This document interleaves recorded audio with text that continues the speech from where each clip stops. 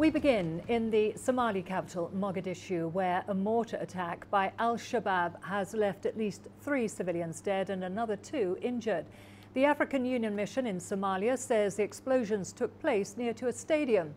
It comes just hours after a suicide car bomb blast at a security checkpoint outside the capital. At least 5 people, including soldiers, were injured in that attack. Al-Shabaab has been ramping up attacks in Mogadishu in recent days. On Friday, 45 people were killed in twin car bomb blasts. Well, let's now get you the latest on the events unfolding in Somalia from Abdulaziz Bilo, who joins me on the line from the capital, Mogadishu. Abdulaziz, what can you tell us about today's attacks and the number of casualties?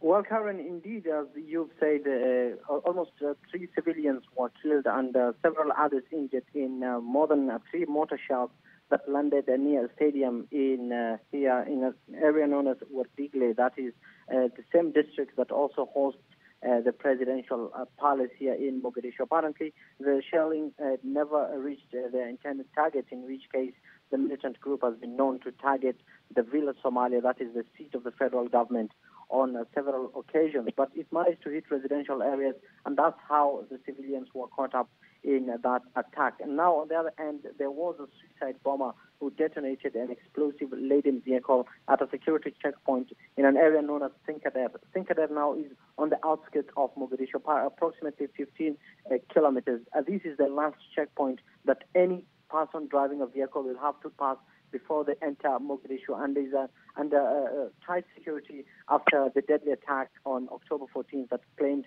more than 500 lives. So what authorities here are saying is that it was a failed attempt by the militant group al-Shabaab to destroy that checkpoint and to kill soldiers. But in this case, it never happened. Only soldiers were injured and civilians.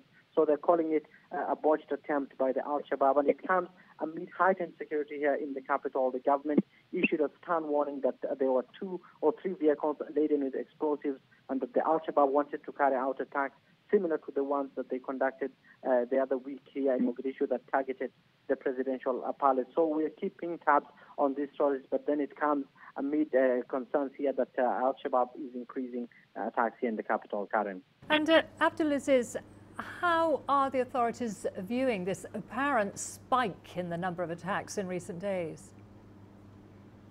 Well, that's a good question, Karen. The president has left the capital this evening, headed to Kampala, where a crucial summit will be taking place, where leaders from the AMISOM troop contributing countries as well as the military chiefs will be meeting in Kampala to re-strategize on the security aspect here in Somalia. But on the government end, they're saying that they're trying their level best, and that the biggest challenge that they're facing is they're fighting an asymmetric war with a militant organization that only target is mainly to kill civilians. Yesterday, I interviewed the mayor of Mogadishu on the security mechanisms here in the capital, and he said that the regional administration will try its level best to ensure that no explosions, no Somali civilian will be killed here in the capital. And part of the security measure that authorities put the other day is that they included security forces, more security patrols on key roads here in the capital, and a new police commissioner was named, as well as a new spy chief. So definitely the government is saying that it remains a challenge in terms of security, but it's trying its level best to ensure that no civilians and no major attack like the one that happened in October will once again ever happen here in the Somali capital. Okay, Abdulaziz, thank you for that update. That was Abdulaziz Bilo there in Mogadishu for us.